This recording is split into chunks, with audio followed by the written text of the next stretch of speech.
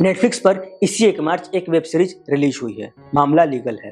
एक court room में comedy genre की वेब सीरीज कमाल की, शानदार और बेहतरीन है।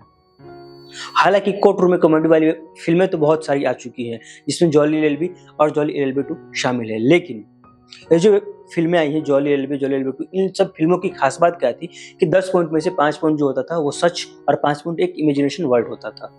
लेकिन जो वेब सीरीज है मामला लीगल है, इसकी हर एक स्टोरी 8 एपिसोड की स्टोरी है, नेटफ्लिक्स पर रिलीज हो चुकी है और 8 एपिसोड की जो स्टोरी है, हर एक जो लाइन है वो कहीं ना कहीं एक ट्रू इवेंट्स पर इंस्पिरेट होकर के लिखी गई है और हर एक स्टोरी और हर एक लाइन से आप इस वेब सीरीज से कनेक्ट हो जाएंगे। तो बहुत सारी सच और बहुत सी बातें ये कॉमेडी के साथ साथ ही ये वेब सीरीज आपको दिखा देगी।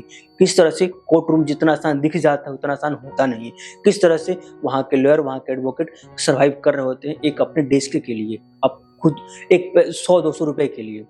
तो बहुत सारी बात किस तरह से वहाँ के सीनियर लॉयर, जूनियर लॉयर की, या जो नई नई एंट्री करते उनकी टांग खिंचाई करते हैं, उनको आगे बढ़ने के लिए एफर्ट्स नहीं लगाने देते हैं, उनको आगे बढ़ने नहीं देते, किस तरह से उनकी टांग खिंचाई कर देते हैं, सब आप इस वेब सीरीज में कॉमेडी के साथ साथ ही आप देखेंगे। अगर स्टारकास्ट की बात करें तो रवि किशन इस वेब सीरीज में लीड रोल में है।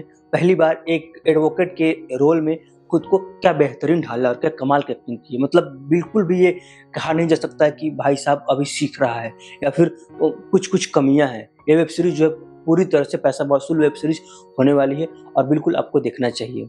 बार एसोसिएशन के हेड के होने के साथ साथ वो किस तरह से खुद को एक बड़े लॉयर के साथ तालमेल बिठाना चाहते हैं, किस तरह से उनसे अब खुद को रिलेट कराना चाहते हैं, उनसे रिलेशन बनाना चाहते हैं और किस उसके लिए क्या क्या एफर्ट्स करते हैं। जहाँ कुछ इंग्लिश आते हुए कुछ इंग्लिश के ऐसे वर्ड हैं जो उनको पता नहीं होते हैं और फिर उनको साथ कौन देता है, नाइला, एक फॉरेन कॉलेज से स्टडी करके आने, लॉ की स्टडी करके आने के बाद किस तरह से वो कोर्ट में आने के बाद फिर भी सरवाइव कर रही होती है एक डेस्क के लिए और किस तरह से निधि विष्ट उनकी टांग खिंचाई करती है और उनका डेस्क अपने बगल में नहीं लगाने देती है।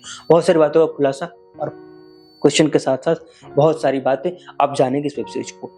ये वेब सीरीज आपको देखना चाहिए। और सबसे बड़ी बात, वेब सीरीज जैसे जैसे 8 एपिसोड की वेब सीरीज जैसे जैसे आगे बढ़ेगी और इस वेब सीरीज में ट्विस्ट बढ़ना शुरू हो जाएगा और हर एक एपिसोड कुछ नया बता करके जाने वाला है। वहीं यशपाल शर्मा की बात करें तो वो आते हैं रवि किशन के अपोजिट और फिर किस तरह से वो खुद को लीडर बनाने के लिए, खुद जीतने के लिए अपने आप को आगे करते हैं और फिर चुनाव होता है, फिर किस तरह से उनके बीच धमा चौकड़ी होगी, ये सब आप इस वेब सीरीज में देखने वाले हैं। यशपाल शर्मा की एक्टिंग के बारे में क्या ही कहना, उनको देख करके बस एक ही रोल याद आता है मुझे, गैंग्स ऑफ वासेपुर का वो सीन जो बैंड बाजा वाला, याद तेरी आएगी मुझे बड़ा होता है। क्या कमाल का एक्टिंग, हर बार एक अपनी एक्टिंग से एक नया चेहरा दिखा करके एक नई एनर्जी के साथ मजा आ जाता है उनको देख करके। लेकिन ये वेब सीरीज भी कमाल की है और बहुत बेहतरीन है, आपको भी जरूर देखना चाहिए। और ये कहना बिल्कुल गलत नहीं होगा, बिल्कुल ये जो वेब सीरीज है पैसा वसूल वेब सीरीज है, आपको भी जरूर देखना चाहिए। बिल्कुल देखिए और बताइए कैसा लगा आपको ये वेब सीरीज। मैंने तो देख लिया, आपको भी जरूर देखना चाहिए। मिलते हैं आपसे अगले वीडियो में।